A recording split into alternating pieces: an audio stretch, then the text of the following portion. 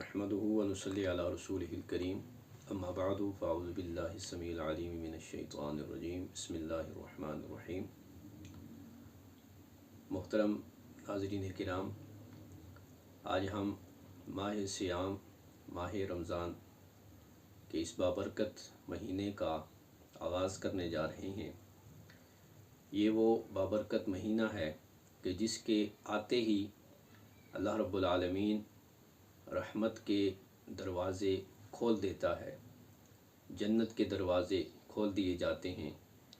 اور سرکش شیاطین کو جکڑ دیا جاتا ہے۔ اس بارے میں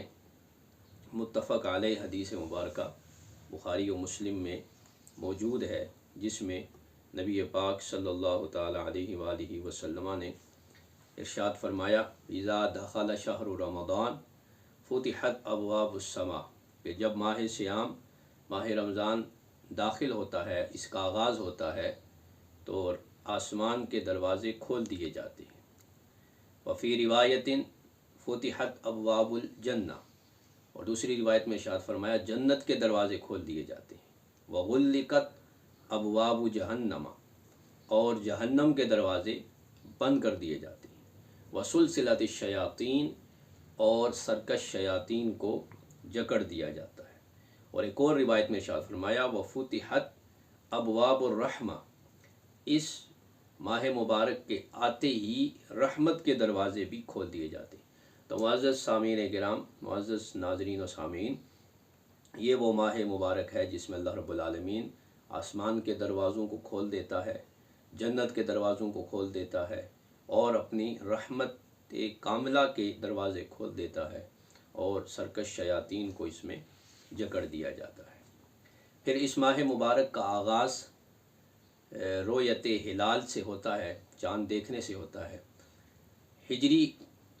کے مہینوں میں 5 مہینے ایسے ہیں جن کا چاند دیکھنا واجب ہے، ان میں سے ایک ماہ صیام ماہ رمضان کا ہے۔ اس بارے میں بھی ہمیں نبی پاک صلی اللہ تعالیٰ علیہ وسلم کی احادیث مبارکہ سے جو ہے وہ اس کی تشریح و وضاحت ملتی ہے، اور ہدایت کا ایک وافر سامان ہمیں احادیث طیبہ سے ملتا ہے۔ حضرت عبداللہ ابن عمر رضی اللہ تعالی عنہ روایت کرتے ہیں، نبی پاک صلی اللہ تعالی علیہ وسلم نے ارشاد فرمایا لا تصوموا حتی تروا الہلال، کہ روزہ نہ رکھو جب تک چاند کو نہ دیکھ لو۔ ولا تفطروا حتی تروہ، اور عید الفطر بھی نہ کرو جب تک چاند نہ دیکھ لو۔ فإن غم علیکم فاقدروا لہ،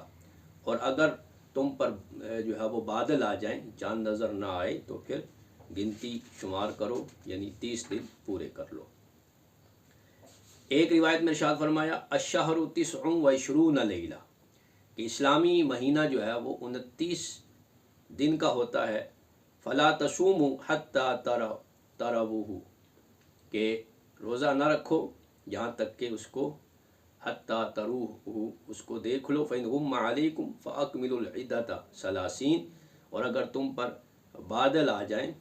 تو پھر، یعنی آسمان پر بادل ہوں، تو پھر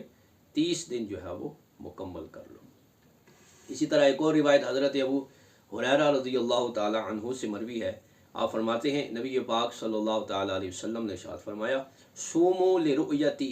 وافطروا لرؤیتہ، روزہ رکھو چاند کو دیکھ کر، اور روزہ افطار کرو، یعنی عید الفطر کرو چاند کو دیکھ کر۔ فإن غم علیکم فاکملوا عدۃ شعبان 30، اور اگر تم پر بادل آ جائیں، یعنی آسمان ابر آلود ہو، چاند نظر نہ آئے، تو پھر 30 شعبان مکمل کر لو۔ تو یہی اصول جو ہے وہ شعبان المعظم کے لیے بھی ہے، کہ شعبان المعظم میں چاند دیکھیں گے تو عید رمضان المبارک کا کے روزے کا آغاز کیا جائے گا، اور اسی طرح شوال کا چاند دیکھیں گے تو عید الفطر منائی جائے گی۔ اب دیکھنا جو ہے اس کے 2 معنی ہیں، 2 مطلب اور مفہوم ہیں۔ ایک اس کا معنی و مطلب یہ ہے کہ آنکھ سے دیکھا جائے، جسے رؤیت بصری کہا جاتا ہے، اور ایک رؤیت جو ہے وہ رؤیت علمی ہے، کہ معلوم ہو جائے۔ تو اب یہاں کون سی رؤیت مراد ہے، رؤیت ہلال سے مراد کون سی رؤیت ہے؟ تو محدثین اس پر ارشاد فرماتے ہیں کہ یہاں رویت سے مراد رویت بصری ہے، اس لیے کہ یہ ایک اصول ہے کہ جب کسی عربی لفظ کا حقیقی معنی اور مجازی معنی دونوں آمنے سامنے آ جائیں تو جب تک حقیقی معنی لینا ممکن ہو تو ہم مجازی معنی کی طرف نہیں جاتے۔ تو اس کا حقیقی معنی رویت کا موجود ہے کہ آنکھ سے دیکھنا، تو لہٰذا جب تک آنکھ سے دیکھنا ممکن ہے اس کے مجازی معنی یعنی محض علم ہو جانا، علم نجوم کے ذریعے یا سائنسی بنیادوں پر علم ہو جائے کہ چاند جو ہے وہ طلوع ہو چکا ہے، تو اس کا اعتبار نہیں ہوگا بلکہ رویت بصری کا اعتبار ہوگا۔ اب رویت بصری کے لیے آنکھ سے دیکھنے کا مطلب یہ ہے کہ آنکھ ہی دیکھے، لیکن آگے اعلیٰ جو ہے وہ اینک بھی ہو سکتی ہے، وہ دوربین بھی ہو سکتی ہے، وہ جدید آلات بھی ہو سکتے ہیں، لیکن دیکھیں گے آنکھ سے۔ آنکھ سے جب دیکھا جائے گا تب وہ رویت شرعی کہلائے گی۔ محض سائنسی بنیادوں پر علم ہو جانا کہ چاند جو ہے وہ پیدا ہو چکا ہے، یا علم نجوم کے ماہرین کے ذریعے کہ نجومی کہیں کہ جی چاند نکل آیا ہے، تو اس کا اعتبار نہیں ہے، بلکہ محدثین نے اس بارے میں فرمایا ہے کہ اگر کوئی نجومی رمضان کا روزہ رکھتا ہے رویت بصری کے بغیر تو وہ روزہ رکھ کر گناہگار ہوگا، چونکہ اس نے